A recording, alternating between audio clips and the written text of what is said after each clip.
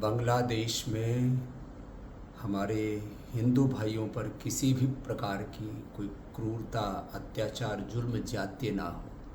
चाहे वहाँ पर हमारे हिंदू भाई हैं जो व्यापार कर रहे हैं, या जो हमारे वहाँ पर हिंदू मंदिर हैं, या हमारे भारतीय वहाँ पर जो नागरिक रह रहे हैं, उनके साथ किसी प्रकार की कोई नाइंसाफ़ी ना हो। इसके लिए पूरे देश को एकजुट रहना होगा।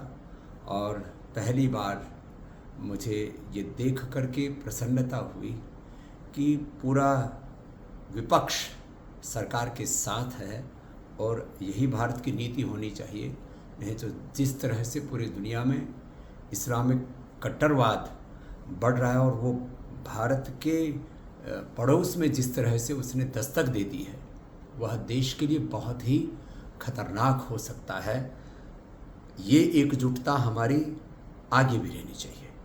कोई यहाँ पर आरक्षण के नाम पर, कोई जाति के नाम पर, कोई अलग अलग प्रकार के मजहबी उन्माद के नाम पर देश को जो बांटना चाहता है, ये ठीक नहीं है।